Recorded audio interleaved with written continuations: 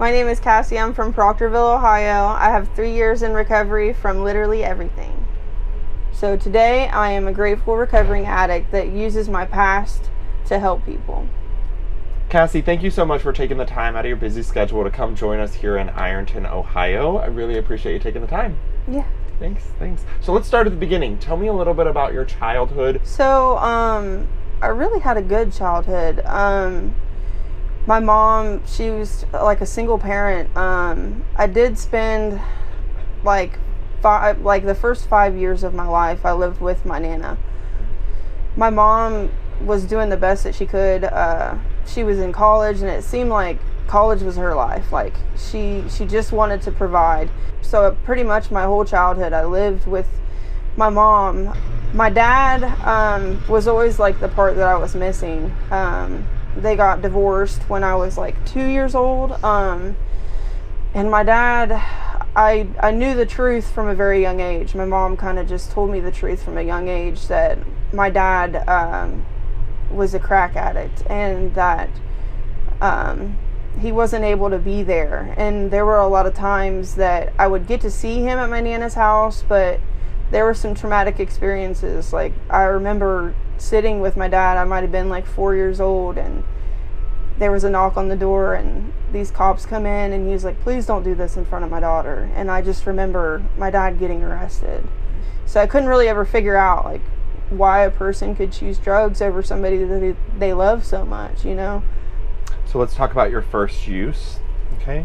What was your first use like, and what did it do for you? I snorted heroin was my first drug. Wow. And I just remember being super sick, but I felt whole for a minute. Can you share a story from your active use? Yeah, so this is the story that is kind of like the forefront of what really made me want to get sober. I had been just in the madness, like really bad in the madness. I'm doing literally anything I can get my hands on. I didn't care if it was your grandma or your mom. I was taking the money. I was selling drugs. I was definitely getting in risky situations. I was selling my body. I was doing anything to not be sick. But stealing cars was my mode of transportation. It helped me get high every single day. So I knew that I had been being watched. I knew that it was risky to even go to the city to get drugs this day, but I got in a car, and I was really messed up. And I had just 3 months prior gotten in a car wreck and another stolen car that I had ran from the cops in, and I totaled it.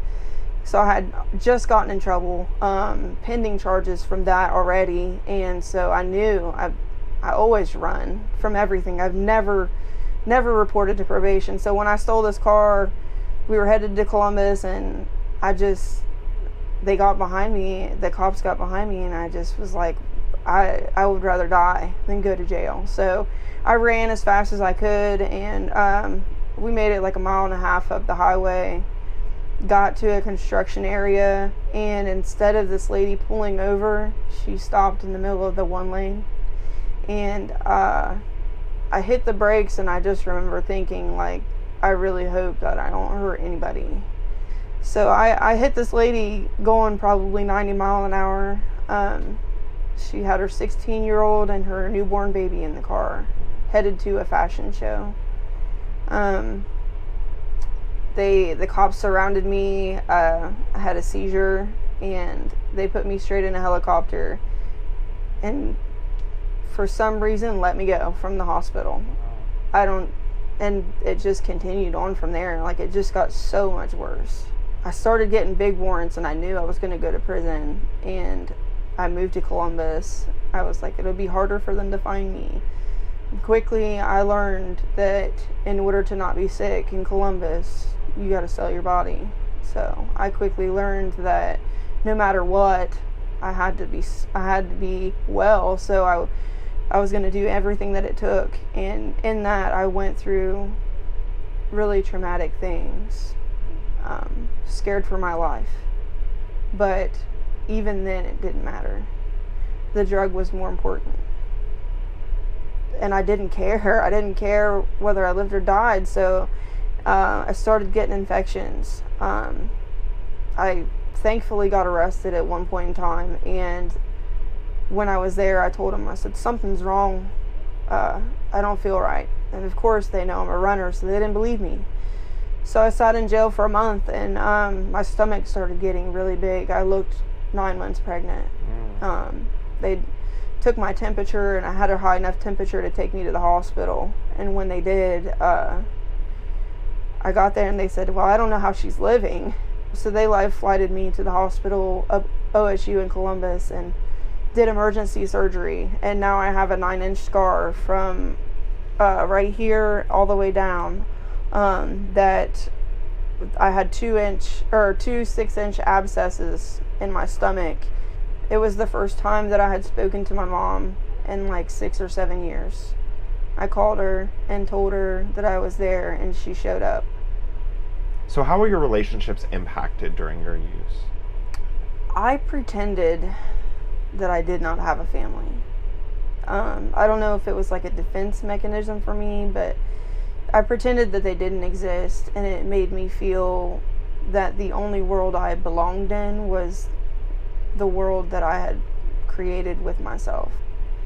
But it always seemed like every time I'd go to jail, that's the first number I'd call, and they would never answer, but I would call. I always missed my dad. I wanted so bad for him to just understand where I was at because he had been there. At what point did you realize, like, I have a problem and I need to do something? I think I started realizing I had a problem when my boyfriend finally went to jail. When I first started using, he went to jail, and I had nowhere to go, and I was sick. And I started to feel the need to sell everything I owned. And I realized I couldn't quit. And I realized that was my life now. And I didn't know what to do. So what kind of support helped you the most in your early recovery? I would say, honestly, the state of Ohio. I was wild and crazy and catching all kinds of charges. I thought I was going to prison for a very long time. When they finally did catch me and I went to jail, I was still all bandaged up. I was still a mess from my surgery, out there just getting high with it. And I just remember going to jail and being so super sick, more sick than I had ever been. And the coronavirus thing happened, and they let everyone out of jail but me. And I was like, well, maybe this is for a reason. And I just kept believing that maybe this is for a reason. Maybe they're not letting me out for a reason. I sat in jail waiting to go to prison longer than I've ever known anybody do. But going to prison definitely helped save me. And I don't even think it was the people that I really spoke with that saved me. I think it's the fact that I went to prison and I realized that there are a lot of people there that are doing long sentences or life sentences for things that I have very well done. And I think I come to a realization sitting there that I refuse to spend my life in prison. There's more to life than that. So I knew that I had to get into a program while I was there. How has your employment journey changed since you've been in recovery? I never had a job. Never. I think I might have worked at Party City like one time for a couple of weeks for seasonal, and I think I was selling drugs out of Party City. I don't remember a whole lot of it, but getting out of prison, I came to Lawrence County Recovery, and I told them straight up, I don't know how to be an adult. I don't even know what a credit score is. I've never had a bank account. So since I've been sober, I got a job working at OVP Health Recovery Center. Started as a housekeeper. I've worked there for a year now, and I've moved from housekeeper to behavioral health tech to activities coordinator to case manager assistant. So I use my story every single day to try to help people in early recovery see that it's possible, that we do recover. So what does your recovery look like today? Today, my recovery is beautiful and sacred to me. I am the happiest that I have ever been. And they say, like, I remind myself all the time of what they say. They say, you build a life that you don't want to walk away from, that you refuse to walk away from. So I spend each and every single day trying to make that life better. Can you share any stigma that you may have faced while in recovery? So whether from family, friends, community, employment, or healthcare? A lot of times we'll go to like family events and stuff, and she's like, well, we don't need to talk about jail today. I'm like, okay, well, it's a part of my story, so I don't know. But yeah, I would say that's probably the stigma that I go through. What do you do today to maintain your mental, physical, and spiritual health?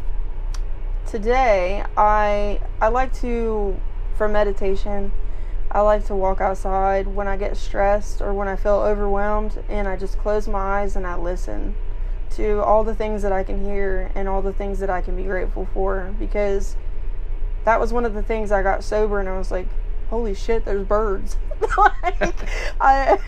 It's crazy all the things that you miss, like when you're out there in the madness using, like, the world is beautiful. I pray. I'm a Christian and I pray, and I stay really involved with 12-step. Can you share an inspiring story from your recovery? So, I'm at work one day and it was so crazy. Like, I've overdosed more times than I could count. And I know that these are things that I might run into at my job. But there was a gentleman, I was doing donation clothes, and he come to me and he was like, hey, I don't think my roommate's breathing.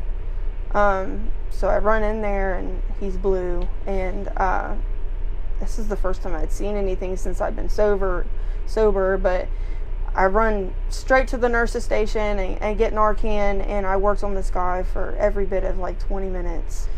But he come to and he just immediately started crying, and he was just telling me over and over again that he was sorry, and he was just like, I don't know why. He's like, I don't know why I did that. He's like, I want to be just like you. He's like, I want what you have. And I started crying, and I told the guy, I was like, you don't have to want it.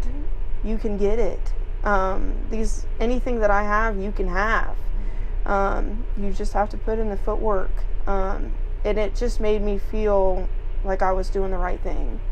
What have you learned about yourself from your addiction and recovery? I've learned that no matter how far out of the way we get, our stories aren't worthless. And I learned that everything I went through was for a purpose. The pain, the trauma, the rape, it all was worth something, because I can use it to help other people, women that are like me. What dreams do you have for your future? Someday I would love to own a treatment center a lot like LCR. I want to have a sober living home or transitional living home and then just help people.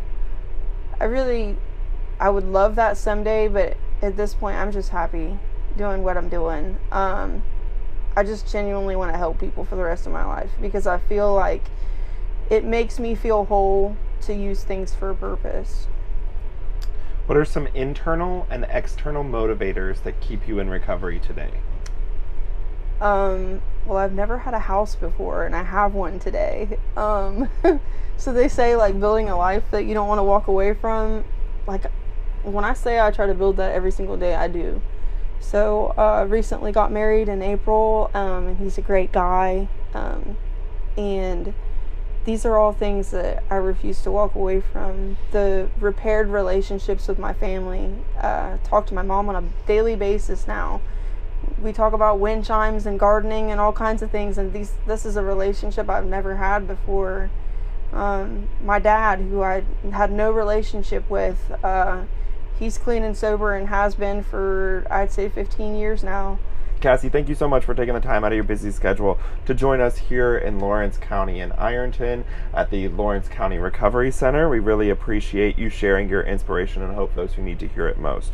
Your story will help to spread awareness, humanize addiction, end stigma, and inspire hope one story at a time.